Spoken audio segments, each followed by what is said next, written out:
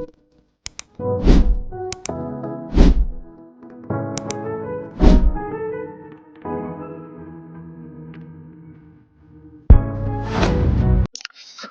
semuanya, perkenalkan saya Mbak Tembunan. Di sini saya akan menjelaskan tentang mini proyek saya yang baru yaitu Sini Hongo Core. Jadi ini adalah sebuah intercept level Japanese Learning Management System. Di sini ini bukan sekedar aplikasi kamus. Jadi ini adalah engine pembelajaran masa depan yang dibangun untuk arsitektur OOP paling solid. Jadi di sini Shingo Core sendiri adalah manifestasi dari penerapan teknik programan tingkat tinggi yang dikembangkan untuk menjawab tantangan dalam mengelola kompleksitas linguistik Jepang, hiragana, katakana, dan kanji sistem. Ini mengintegrasikan 11 konsep fundamental pemrograman proteksi ke dalam satu ekosistem yang kohesif, aman, dan sangat cepat. Jadi mini proyek ini mendemonstrasikan penguasaan materi yang melampaui standar praktikum biasa yang dengan mengintegrasikan seluruh pilar PBO. Jadi aplikasi ini mendemonstrasikan penguasaan materi yang melampaui standar praktikum biasa dengan mengintegrasikan seluruh pilar PBO berikut. Jadi ada itu abstraction, itulah untuk di Japanese script ini, model ini digunakan sebagai cetak biru materi belajar untuk menjamin standarisasi setiap jenis aksara. Jadi di sini dia kayak mendeklarasi lah sebagai sebuah abstrak kelas, menetapkan metode-metode abstrak metode untuk digunakan di Japanese script nanti. Yang kedua, lanjutkan inheritance. Inheritance atau pada model kanji word mewarisi sifat dan perilaku dari kelas induk untuk di efisiensi kode dan hierarki objek yang logis. Jadi dia di extend untuk dilakukannya nanti pengalihan sifat dari pewarisan kanji polymorphism. Jadi kita memakai get test question, nanti kita akan menggunakannya di modul kita, yaitu melakukan overriding metode agar setiap objek memiliki perilaku dinamis saat kuis dijalankan. Yang keempat itu encapsulation. Penggunaan encapsulation ini seperti melakukan private fields dan aksesor, getter setter untuk menjaga keintegrasian dari manipulasi dari luar. Contohnya kita ingin memasukkan inputan dari masing-masing modul, nanti dia bisa menginisiasinya langsung menggunakan getter setter dia tadi. Kelima yaitu interface. Nah, seperti yang kita tahu, interface ini adalah mandor lah. Dia lah yang sebagai interface ini sebagai kesepakatan perjanjian. Jadi dia itu mendefinisikan kontrak perilaku yang harus dipatuhi oleh seluruh sistem pembelajaran. Terus kita punya enumeration, yaitu sebagai standarisasi tingkat kesulitan lah. Jadi enumeration ini adalah menampung banyak data dengan tipe data yang sama gitu ya kan, sesuai dengan standar resmi JLPT. Ketujuh, record. Nah, kita sudah belajar record. Record itu menyimpan metadata yang bersifat immutable.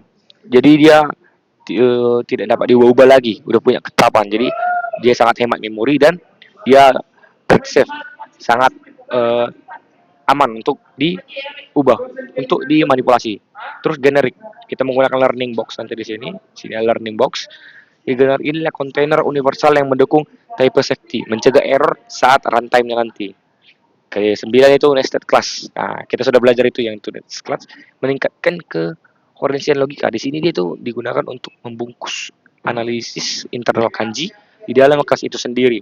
Nah, lanjut yang ke-10, local class. Seperti yang kita pelajari minggu lalu, bahwa local class ini adalah mengisolasi logika perhitungan skor di dalam metode tersebut agar dia tidak bisa mengotori lah space main drive kita atau global. Lanjutkan yang terakhir yaitu Anonymous Class. Nah, Anonymous Class ini adalah penanganan event atau logging secara instan tanpa perlu membuat file class tambahan. Jadi ini penanganannya. Berikut adalah struktur dari Sino Core kita. Ada main drive, file utama kita, Makefile sebagai file untuk otomasi compile, readme-nya sebagai dokumentasi proyek. Terus modelnya ini ada folder tempat menyimpan semua logikanya, ada level, word data, study material, Japanese, craft, kanji, word, learning, dan kita ada juga di sini bin. Kita bin untuk menyimpan hasil running kita supaya tidak mengotori main kita ini, dan ada kita di sini get ignore. Oke. Kita akan masuk ke skenario demo. Kita ada beberapa skenario demo di sini yang akan kita masukkan ke inputan kita. Jadi sebelum itu saya akan menjelaskan sedikit dulu tentang bagian dari model-model kita.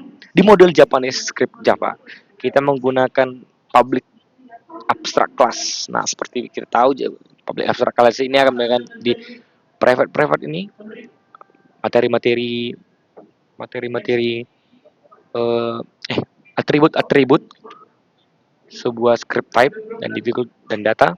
Sini kita memiliki yang tipe private di sini bersifat private, menerapkan prinsip encapsulation tadi.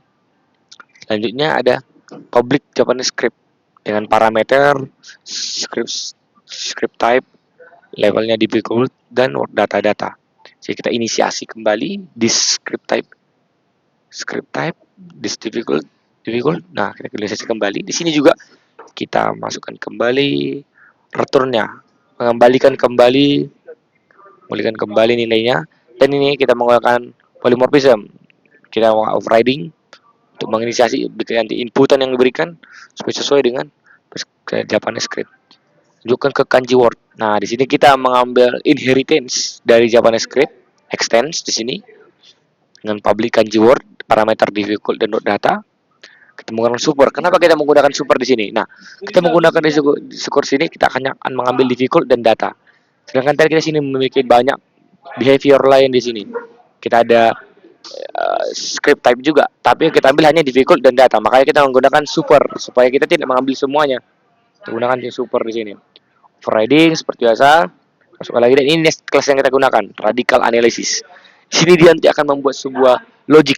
Jadi dia akan menciptakan sebuah logic di mana sistem menganalisis radikal untuk data kanji di sini. Lanjut ke learning box. Seperti yang tadi, kita learning box ini kita menggunakan dia polymorphism, study material. Kita inisiasi sebuah abstrak, sebuah public class. Lanjut ke level. Di level kita menggunakan enumeration untuk menyimpan banyak data dalam satu tempat dan tipe data yang sama, yaitu ini masukkan. Terus ada description dengan ya level description, inisiasi. Masuk ke study material, kita hanya memasukkan interface. Apa itu interface? Itulah sebuah kontrak. Jadi interface inilah kontrak yang digunakan supaya bisa digunakan nanti data ini. Yang terakhir itu word data.java. Sini kita menggunakan record. Jadi record ini memanfaatkan supaya ketika kita melakukan inputan dia akan terekam dan akan diolah di sini, dan kita bisa mengambilnya lagi ketika kita sudah memintanya nanti ke dalam sebuah program itu. Ada overriding di sini digunakan untuk seperti tadi untuk melakukan polymorphism. Oke, kita lanjut, kita coba dia untuk mengeran dari program berikut. Sebelum itu kita jelaskan sedikit di main drive kita. Tidak terlalu ribet. Kita buat di sini import model, ngambil model dari sana, Java atau scanner untuk inputan kita nanti, public class. Sebelumnya saya menerapkan UX sedikit agar mendapat terlihat cantik. Ini sistem out print line, kita gunakan untuk print. Scanner ini kita untuk inputan kita. Masuk ke tahap 1, ini buat soal dengan validasi. Jadi di sini integer jumlah soal sama dengan 0. Kita inisiasi dulu, kita while true di sini, dari sini kita ini inputan soal. Jadi sini logika untuk soal dari 2 sampai 5 kata yang harus dihafal dan diingat agar dapat bisa melakukan quiz, menyelesaikan quiz, oke. Terus sini for integer jumlah soal. Terus kita masuk ke tahap 2, ini was class longer. Di sini kita nanti akan masukkan inputan dan soal-soal tersebut. Masuk situ kita akan masuk sisi quiz. Inputan yang tersimpan tadi akan diuji kembali kepada kita. Dan tahap 3 yaitu tahap 4 itu hasil akhirnya akan ada grade. Di sini ada operasi yang dilakukan. Oke, kita coba. Sini kita akan masuk ke skenario perfect. Pertama, perfect score. Ada nanti 2 perfect score. Oke, mari kita compile.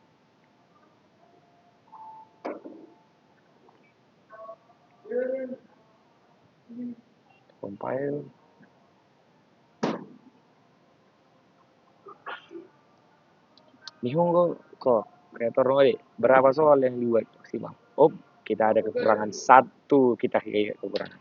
Di sini kita error semua kan, gara-gara kita tidak masukkan angkanya. Itu 6. Error, masukkan 2 sampai 5. Coba masukkan 2. Masukkan soal kanji pertama. Ada kita terlewat 1 step. Contohnya kata kanji yang pertama.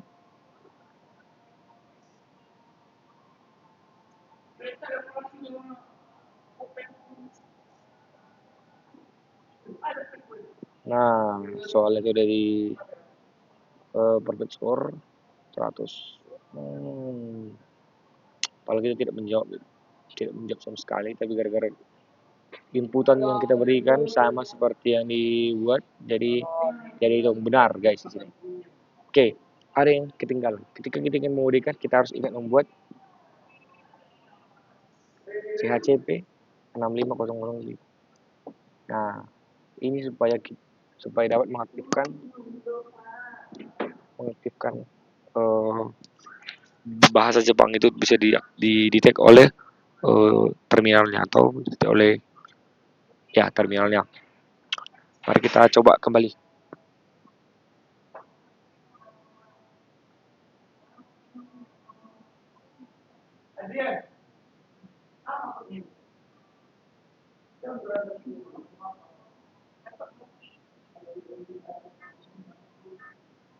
Nah, di sini sudah terdetek di sini beberapa soal yang kita buat dua. Untuk kata yang pertama yaitu ini untuk kanjinya kita masukkan juga untuk cara bacanya. Masukkan artinya nasi. Masuk ke soal kedua.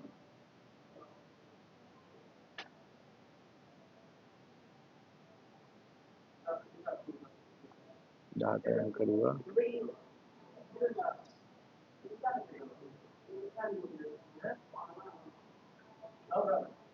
Masukkan data mahasiswa. Nah, kita masukkan atau masukkan tekan enter untuk mulai quiz. Kita mulai quiz. Jadi setelah kita mulai quiz, generate box-nya itu akan ke reader.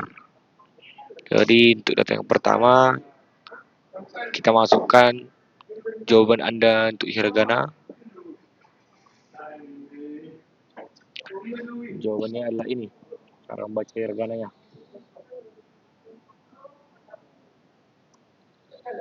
Terus yang kedua, cara membacanya ini.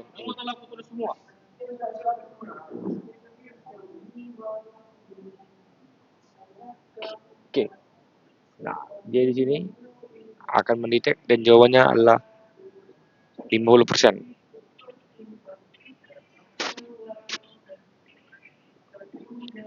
Ya, ada kesalahan sedikit di sini tadi.